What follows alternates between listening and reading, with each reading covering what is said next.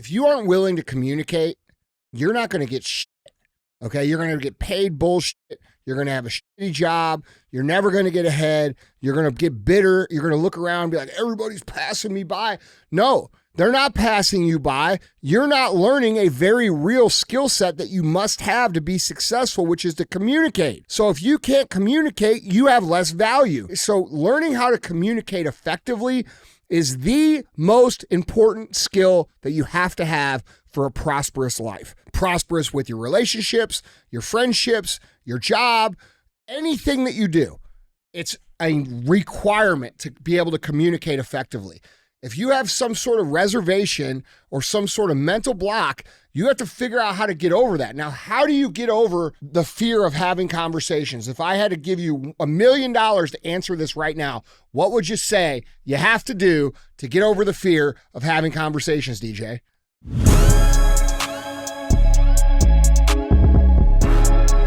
What is up, guys? It's Andy Frisella, and this is the show for the realists. Say goodbye to the lies, the fakeness, and delusions of modern society. And welcome to motherfucking reality, guys. Today we have Q&AF. That's where you submit the questions, and we give you the AFs. Now, you can submit your questions, which can be about anything, a few different ways. The first way is, guys, email those questions in to askandy@andyfrisella.com. Or you can go on YouTube, and under the Q&AF episodes, which air every Monday, you could drop your question in the comments, and we'll pick some from there as well. Now, other times you tune in, we have different formats of the show, shows within the show. All right, we have CTI, that stands for Cruise the Internet. That's where we talk about what's going on in the world, and we speculate on what's true, on what's not true, and then we talk about how we, the people, have to solve these problems that these assholes create for us. Then we have Real Talk. Real Talk is just 5 to 20 minutes of me giving you some real talk, something I think you need to hear, needs to be heard. Then we have Full Length. Full Length is typically what you see on every other podcast where a guest comes in and we just have a conversation. And then we have 75 Hard Verses. 75 Hard Verses is where we have somebody who has completed 75 Hard and taken their life from a dumpster fire to not a dumpster fire. And then we talk about how they did it and how you can do it too. And if you're unfamiliar with 75 Hard, it is the world's biggest mental recalibration program. You can learn about it for free. You can get it for free at episode 208. Or you could buy the book. The book is available on my website, andyfrisella.com. It's unnecessary to buy, but if you like the nuts and bolts of the program, it'll explain it in depth. And just so you know, we do have a new book getting ready to launch. It's going to launch on January 1st, 2024. So keep an eye out for that as well. Now, for all the information that we give out here, which is valuable, it's based on my 25 years, soon to be 25 years, about another 30 days, of entrepreneurship and business experience. And what we like to do is we like to ask very simply that you share the information. If what you hear on the show makes you think, makes you laugh, you find it valuable, it changes your perspective, it's something that helps you learn a real skill, which I promise you we will help you with that. We just ask that you share the show, okay? Because of the nature of what we talk about on our CTI episodes, which is the things that are uncomfortable to talk about, we get shadow banned, throttled, and we really depend on you guys to get behind us and share the show and share the message. So when we say pay the fee, that's what that means. Don't be a hoe. Share the show. All right. What's up? What's going on, man? Happy Monday. Yeah, man. What's going on? Oh, getting back into it. Yeah. Yeah, same thing. Yeah. What's going on? What's new with you? Nothing, man. Just I'm just ready to get back into, like, I feel like this time of year is always like frustrating because like half the people I deal with are like checked out. You know what I mean? And there's nothing worse than when you're like a high drive, ambitious, go type person and people check out.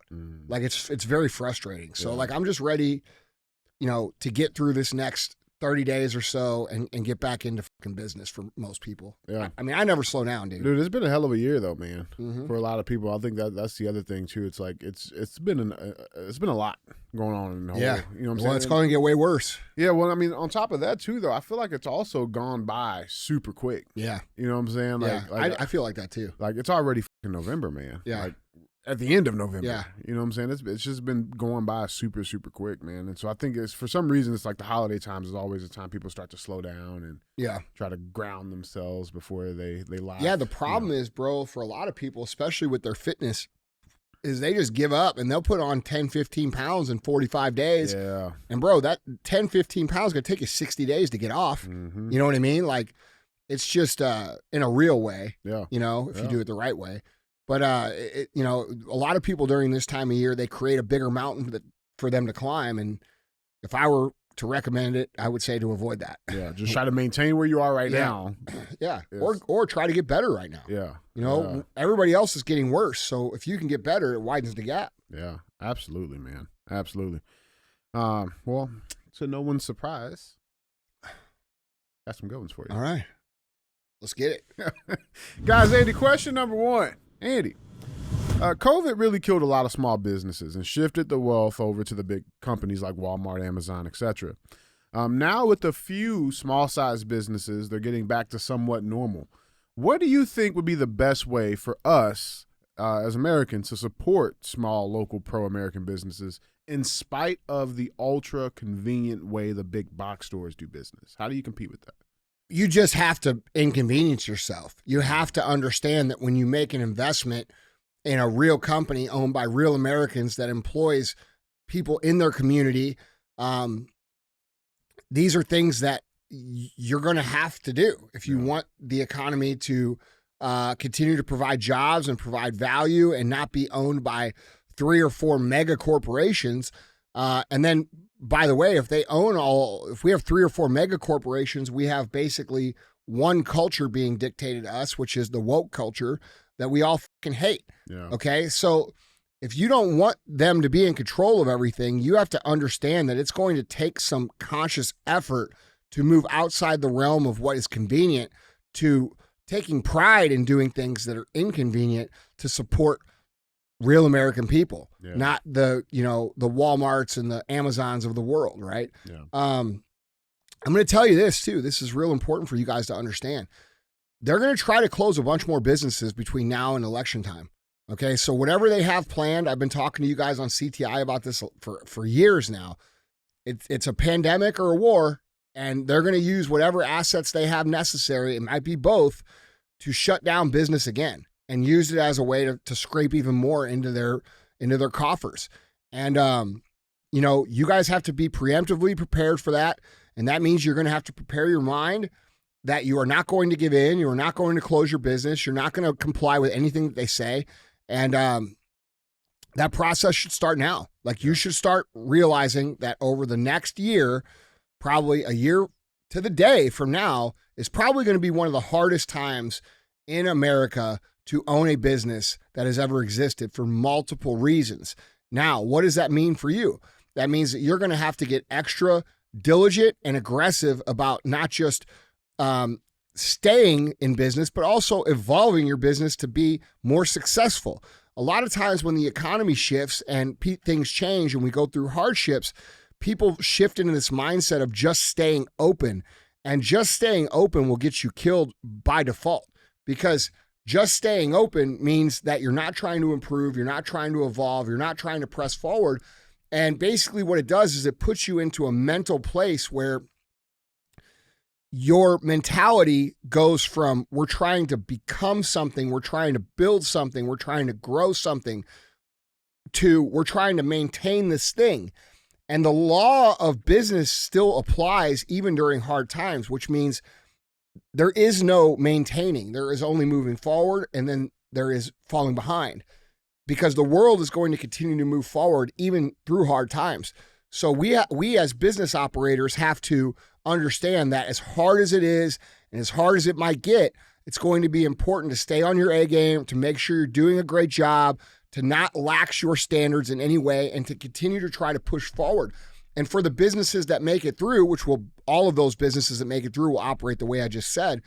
When things get better again, which they will be sprinting at a full pace where everybody else is kind of picking up the pieces and it takes them 2 or 3 years to try and, get it going. Right. Well, those companies being 2 to 3 years. Yeah. It gives you a 2 to 3 year head start on everybody else. Cause like so many companies will just go into this like maintain shit. You know what I mean?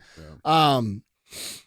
So there's that. But I think the main thing is like, dude, we have to be real. We have to inconvenience ourselves to shop with people intentionally. It's not that inconvenient. It's not that inconvenient to, to not order things on Amazon and to actually just order them from the company directly. That's not that bad. Like, order them from the company. It's not that inconvenient to, go support small locally owned businesses or even medium-sized locally owned businesses. It's not that inconvenient to look at a company who may not be small and say, we're supporting that. Like, we get that here in St. Louis with First Form and S2, right? Like, St. Louis is an amazing fucking town.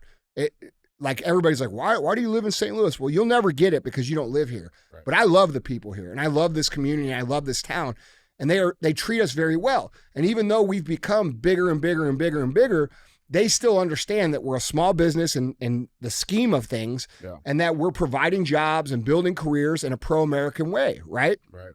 So we get massive support, and what happens is the community rallies behind us, and we continue to do better and better and better. Like, one of the biggest driving factors of our companies is our support that we get here locally. And we don't talk about it enough, but that's the truth. If you walk through St. Louis, bro, there's a good chance people are wearing First Form shit, drinking a First Form energy, or at least shopping at our retail stores, and they're proud of it. It's not like, oh yeah, these local guys, they're like, no, fucking First Form is fucking St. Louis, right? And like, there's a pride there. And for those of you guys that own businesses, I would lean into that with your communities. Get involved with your communities. Get involved with the people in your town. Become a place that they're proud to patronize and proud to support.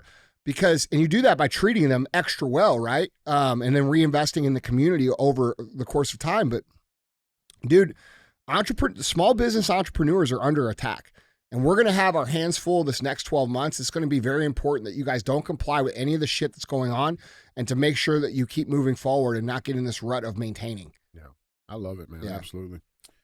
Guys, question number 2, Andy. Andy, I'm in high school, and I have recently started a Christmas light installation business with one of my closest friends. We both put money into the advertising and equipment, but I feel like I invest way more than he does in the business. I was the one who came up with the idea to start the business. We use my truck and trailer, my ladders. I make all of our ads, made our logo, etc. All he has done is invest his money. He also would rather go out and party instead of working on the business on the weekends. When I brought up the topic of ownership of the company, he thinks this is 50-50. Should I just bluntly tell him that we can't work like this together, or should I try to paint a picture of how I see it and try to amend the situation? What advice do you have for me? Well, first of all, you should never get into a business without clear expectations and understanding of what's what to start. This is how you get in messes like this. Yeah. A lot of young entrepreneurs will get in these mentalities. And by the way, I'm the same. Chris is my best friend. So that's how we started the business. Where they want to build a business, they want to do it with their friends, which is a noble thought. I must say, it sounds good. It does sound good. And it can be good, but it can only be good when both partners are bringing different things to the table. All right. And the reality of this situation is he brought something to the table that you didn't have, which was capital. And that's a normal business relationship. Yeah. Over the course of time, as your business grows, there's going to be situations where you borrow money from the bank, or you get an investment from a silent investor. Well, that silent investor isn't required to come in and do the operations. Yeah, he gave the money. He gave you the money. That was his part. Right. Okay. So that's, to what it sounds like to me, is that's what his understanding, the other guy's understanding of the deal is, which is a deal. That's a very real thing. There's a lot of people who invest, they're called investors, that don't do shit with the operations of the business. So what this sounds like to me is, you came up with a good idea, you got your buddy in on it, you wanted his money to come in on it, and he was okay with that, but now you want him to do all the shit with you too, which, dude, if you guys agreed to that up front, that's one thing, but it doesn't sound like you did. Yeah. So the best way to handle this is to understand that you made some mistakes in your organization and launch of the business, and then have a conversation with them and say, hey, look, man, I know that, you gave the money in, but I'm doing all these things and this and that, but like, real talk, if this is going to work, I'm going to need you to help out with some of this stuff, not just give me your money, and we're going to work that out. And if you can't do that, then let's work out a deal where I can pay you back your money, and then I can go on my own way. Keep moving. Right. And there's no reason. It's not a hostile talk. It's not an argument. It's not uncomfortable. It's just the truth. And I think the reason that most of these things turn into bad things is because we anticipate them being bad before we have the conversation instead of just looking at them for what they are. This is a miscommunication that you had between you and your business partner that needs to be rectified. So it's not just, hey, man, I can't fucking do this anymore. It's like, hey, bro, look, I know we agreed to this, and I'm assuming that you thought this was. I must have miscommunicated because actually I need this help too. Okay. And so like, if we're going to move forward and build this out to what it could be, I'm going to need you to do these things to help me do what we're doing here. And then if he's not willing to do that, you say, okay, that's cool. Then let's work out a deal where I can pay you back the money and get out, or I could bring in another investor that's willing to do those things and we can make you whole on the backside. And dude, this kind of thing happens in business all the time. It's totally normal. And I don't think you should hesitate to have that conversation. In fact, it'll probably condition you for the millions of other hard conversations you'll have over the course of business, because the Christmas light decoration business probably isn't going to be your business forever, right? So you're learning and you're learning how to do a business. It's important for you to have those conversations. So that's what I would do. And that's what it sounds like to me. It sounds to me like, you know, he just probably doesn't know that he's supposed to be doing these things, or you didn't make it clear. And there's some things that need to be fixed up there. You know, the funny thing is that's sort of relevant to how we got started in business too. And I think this is a worthy story for you guys to know. You know, when Chris and I first started S2, you know, Chris pretty much did all the work. Like he did all the back end work. He didn't know much about products and didn't know much about sales. So I did that part. Chris did all the back end stuff. And real talk, there was a time for a long time, many, many years, where he did way more than I did.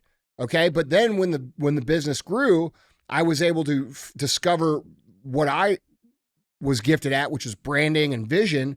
And I became a massive asset to him. Yeah. So what assets does this guy have that you're discounting because he's not doing it now that could serve you later? That's something to look at as well. Yeah. Because everybody knows me as the quote unquote business guy out of the whole organization. But the reality is, you know, for the first 5 or 6 years, that motherfucker did all the work. I didn't do shit. I talked to customers. Yeah. You know what I mean? Yeah. I went door to door. I passed out flyers. I talked to people because that's what I could do. But once we got to a point where we were expanding, I was able to bring immense value because of my knowledge of those things. Yeah. Does that make sense? Absolutely. So when you're in a business partner relationship, there's times during the course of the business where each partner is going to have more value than the other partner.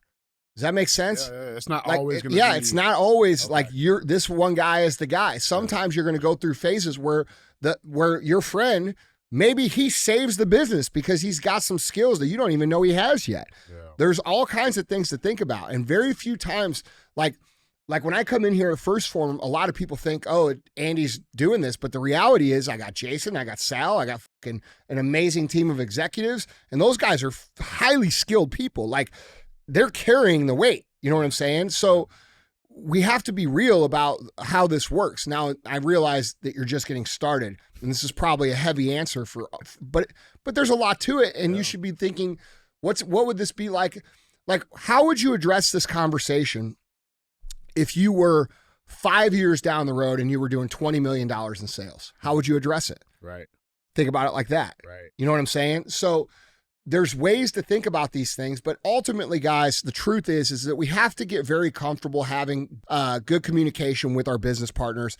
And I don't like to say, like a lot of people will say, "Oh, I got to have a hard conversation." It's not a hard conversation. It's just a conversation, man. Yeah, you're building that up in your mind. Yes. Yeah. Like, stop saying, "I got to have a hard conversation." Stop saying that about your girlfriend or your boyfriend or your husband or your wife or your business partner, and just sort of say, "I got to have a conversation." Yeah. Because it takes a lot of the weight and the pressure off of that, and it just makes it what it is, which is we're not communicating and we got to get on the same page. And that's as simple as you can make it. The simpler you can make it, the less pressure you have to carry, which makes it easier to get to an actual resolution.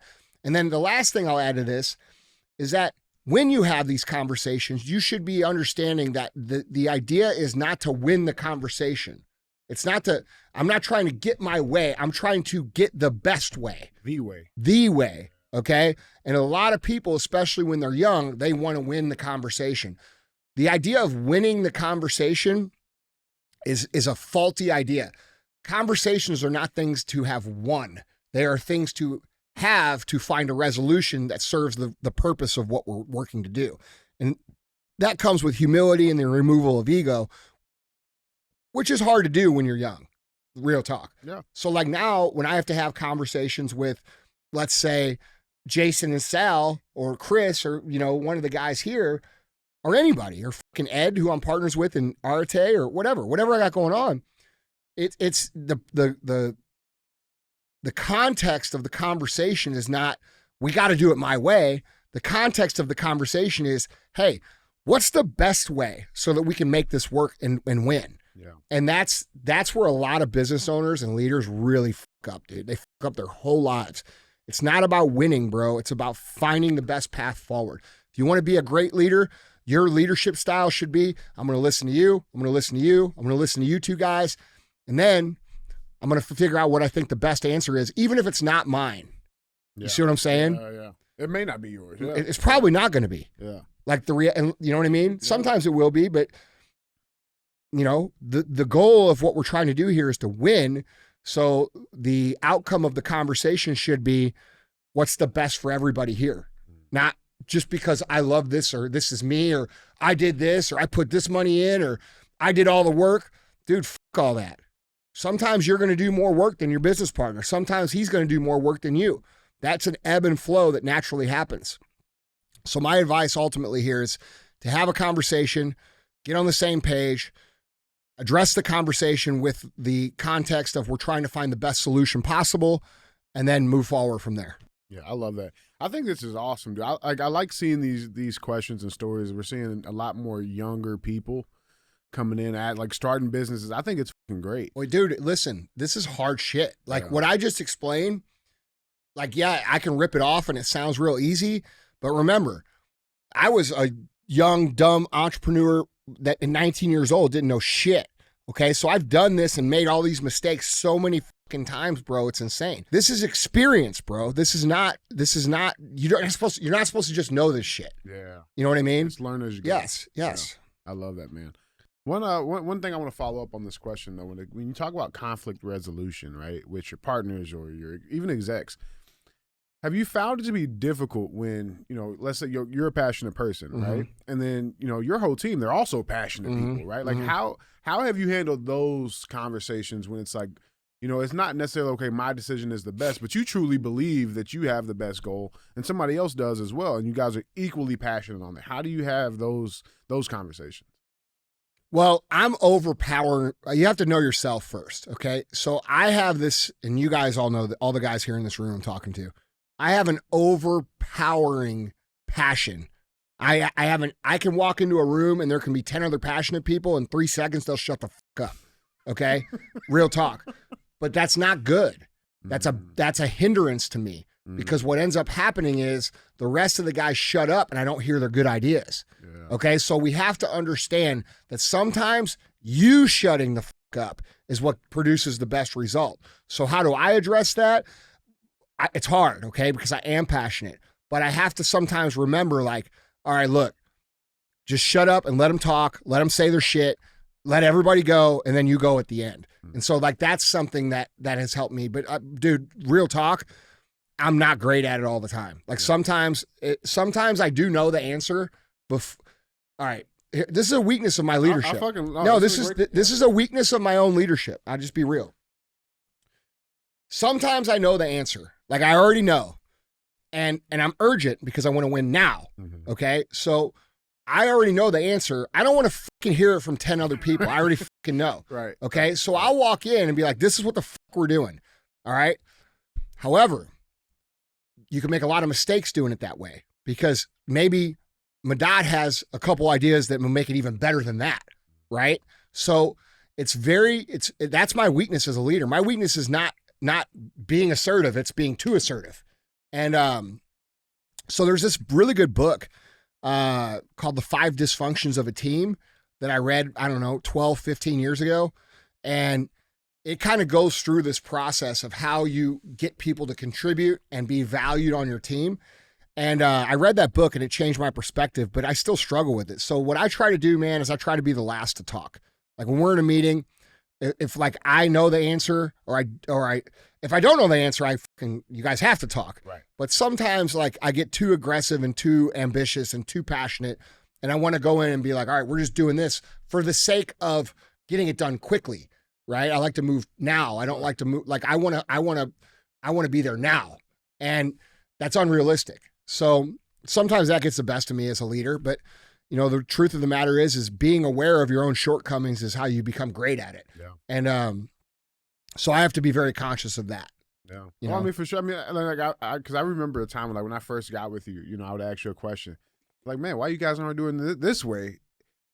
Ignorantly, not understanding, like, well, I'm sure you guys have thought about this idea 15 fucking years ago. Well, and that's part of the problem, like, bro. I know it's got to be difficult to have to do that. So like, dude, so one of the frustrations with having a lot of business experience, like you guys probably hear this, like when you see me do live Q&A or if you're at Arate sometimes, I'll get fucking annoyed at the question. Yes, yeah, because I'm like, are you fucking serious, dude? Because I forget that you don't know. Yeah. You know what I mean? And I've gone through this so many times that it's like air to me. Like it's just the way it is. And the more experience you get, the more it's like that. But also, the more you get like that, the less involvement you can make because you're not allowing for any other opinions or insights. Yeah. So you have to be very aware that like just because it's gone this way 20 times, maybe this is the 21st time it's going to go a little different. So we have to leave room there for the outside perspectives to allow you to make the proper decision. Yeah, Does that make sense? Absolutely, man. Yeah. Absolutely. Guys, Andy, question number 3. Andy, this actually flows perfectly, man. Andy, I suck at having hard conversations. Growing up, whenever hard conversations would come up, family would either call it complaining or respond with that victim mentality, even throwing Bible verses into the conversation. Now, whenever these conversations are needed, I feel like I'm complaining or being somewhat selfish. I have a 5-year-old son who is very observant, and out of many things I want to install in him, that this is one of the things I'm not sure how to have those conversations. How did your dad teach you to have these hard conversations? What I just said, they're not hard conversations. They're unemotional, just conversations, about finding resolution. It's all about the perspective, bro. It's about looking at things like, well, first of all, you have to understand, if you aren't willing to communicate, you're not going to get shit. Okay. You're going to get paid bullshit. You're going to have a shitty job. You're never going to get ahead. You're going to get bitter. You're going to look around and be like, everybody's passing me by. No, they're not passing you by. You're not learning a very real skill set that you must have to be successful, which is to communicate.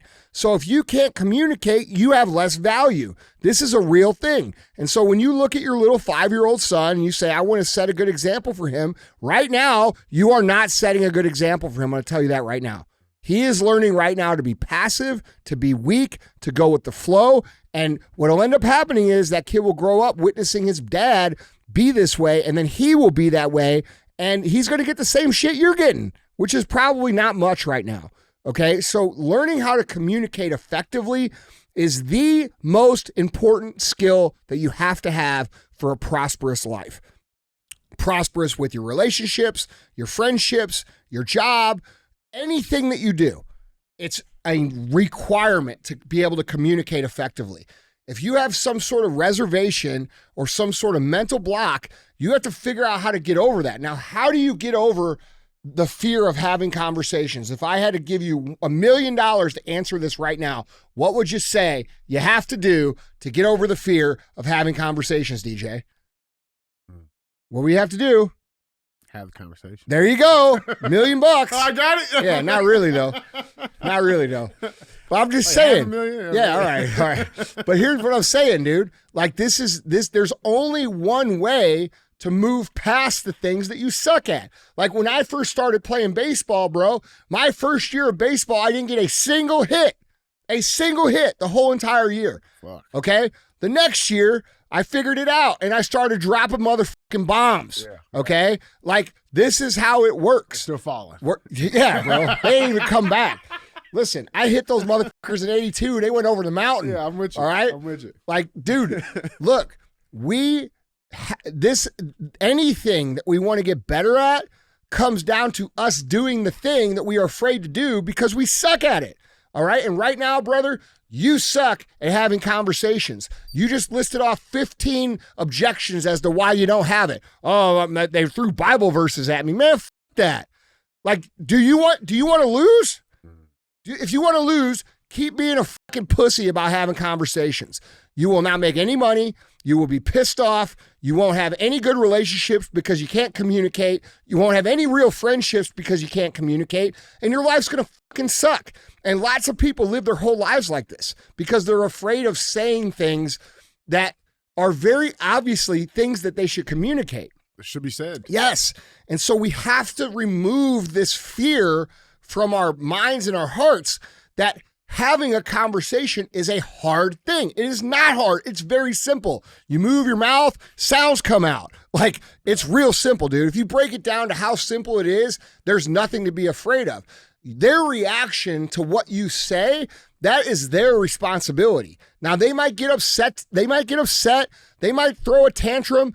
They might, fucking get angry. But the reality is, dude, it's not going to matter because even if that relationship crumbles, you're going to have the skill of communication that's going to allow you to build amazing relationships with other people in other careers or other relationships that's going to benefit you. Yeah. So stop thinking of this as like, dude, this person, whoever wrote this, by you saying, well, I had this happen to me and I had that happen to me and I had this happen to me and I had that happen to me. Bro, that is victim mentality. Like, whoever told you that in your family, they're fucking right. Like, you're being a victim. I got yelled at one time when I tried to say something. I got told I was stupid. Bro, that happens to everybody. That's not exclusive to you. You know how many times I got told I was a fucking... Do you know how many times I get told I'm a fucking moron today? Like, do you guys read the comments on some of these videos on the internet? Like, if I actually listened to them, like, what would I do? I would go home and fucking cry every day? Right. Like, fuck those people. I don't give a shit, man. I'm going to say what the fuck I got to say, and however you react to it is okay with me. Yeah. That's a place of freedom that you want to get to, okay? Because when you're afraid to say things, when you're afraid to speak the truth, or you're afraid to communicate, you are living in an environment that owns you, okay? If you want to feel free and you want to feel light and you want to feel good, you have to develop the skill of communication, but also, two, the courage to say the way things are, even when it's uncomfortable. Yeah. And if you can do those two things, like you and I do on the CTI episodes every fucking day, bro, I walk around light as fuck. A lot of people are like, they're like, how do you do all that? Like, how do you, bro, that's got to be hard. I'm like, it's real easy, man. I move my mouth, the shit comes out, and however they react is the way it is. Yeah. And like, what are they going to do? Well, you're going to call my business and complain and get me fucking fired? Well, I'm not firing me. You know what I'm saying? Like it's not happening. I got you. Yeah, right. So like, dude, I feel good about that. Like, dude, real talk, it'll become the thing you're most proud of in your life. Like, you know what I'm most proud of? I'm most proud of is that I could say whatever the fuck I want, and nobody can ever say that I'm being told what to say or someone's influencing me or like my sponsors are telling me not to say shit. I don't even take sponsors because I don't want to listen to these fucking idiots tell me what to say or not to say. Yeah. You know what I'm saying? Yeah. There's a tremendous amount of like confidence and freedom and your shoulders back and your head held high. Like when I walk in a room, bro, this is real shit. When I walk in a room with all the other people out here who are famous, right? I know I'm the baddest motherfucker because they're all too pussy to speak the truth. It is what it is. And there's very few exceptions. Yeah. Very few. No, that's really okay. Good. So it is what it is. It builds you up. Tell the truth. Speak the truth. Learn how to communicate. You'll build an amazing life with an amazing income, with an amazing partner. You'll have amazing kids. And I think most of the success in life comes down to us getting over this idea. Bro, you ever heard that saying?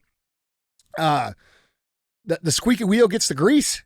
Like, there's truth to that. Like, the person who speaks up gets the reward. You're never going to be wealthy if you can't learn to fucking speak up. Yeah, people always think of that as like a negative thing. No. That quote there. Yeah. Bro, the world doesn't reward meekness. It doesn't reward humility. The reason that those values are overvalued in society is for two reasons. One, the people who run society want us to be poor little me's. They don't want us to say shit. They want us to accept scraps. They want us to be dependent on them. And two, it's much easier to live that kind of life than it is to have the courage to actually speak up and communicate and stand up for yourself. Yep. So because we are in a situation of comfort and convenience, we act like there's no real problem. And because we act like there's no real problem, that real problem gets fucking massive and out of control and ends up ruining our lives. So look, man, learn to communicate. If you can learn to communicate and you can remove this idea that it's hard or that it's bad or that people are going to be upset or this person's going to be upset with me, bro, it brings a tremendous amount of success and freedom to your life. And it's something that's required to be the kind of person you're trying to be. That's reality. Dude, it's funny because like all the conversations that I've had that I thought were going to be these hard, difficult ones, they were actually the easiest ones. But then the ones that I thought would be nice and easy, bro, it turned into a fucking fist fight. You know? Well, look, dude, you're dealing with. You gotta get out your head. Yeah, it is what it is, man. Yeah. And I mean, I don't know. Like, this is an issue that I very rarely think about anymore. And I forget that I wasn't always like that. Like, I wasn't always like how I am now. I spent a lot of time like this man or this woman, whoever wrote that question. I spent a lot of time like that person where I was afraid to communicate. And I was afraid to say what I thought. And I was afraid to speak up. And you know what happened to me when that happened? I didn't make any money. I didn't get any of the opportunities. I didn't have any good friends. And I fucking was pissed off at everybody in the world because I'm like, dude, I have all this shit to offer and you don't see it. Well, they're not seeing it because you're not allowing them to see it. So we cannot live in this. Bro, and honestly, this works itself into what's going on in the world today. Okay, the reason a lot of you guys won't speak up and stand up is for the same reasons we're talking about now. You're afraid of what might happen. You're afraid of what could happen. You're afraid of what so-and-so will think. And then you live the rest of your life dealing with the results of that and having frustration, when in reality, dude, it's just a little bit of courage. Like, look at the way society has been for the last however many years, the last 10 years at least, where so many people disagree with the way society is going, but it continues to go that way. Why? Because nobody's talking about it. Okay, why aren't they talking about it? Because the other team has figured out that if they shame them and they make them feel stupid and they insult them and they bully them, that person will remain silent. But those people that remain silent lose. They lose. There's no nobility in the silent majority. There's no nobility in, political correctness. There's the fucking truth, and then there's shit that isn't true. Like a man is a woman and a woman is a man, okay? Just because you understand biology doesn't mean you're a fucking bigot, all right? The truth is the motherfucking truth, and it's always going to be that way. And until you understand that not only should you learn to communicate in your personal lives where it's going to affect you the most, and you also need to communicate what's going on in society, shit's going to continue to get worse. And that's reality. I love it, man. Guys, Andy, that's 3. That's 3. Go pay the fee.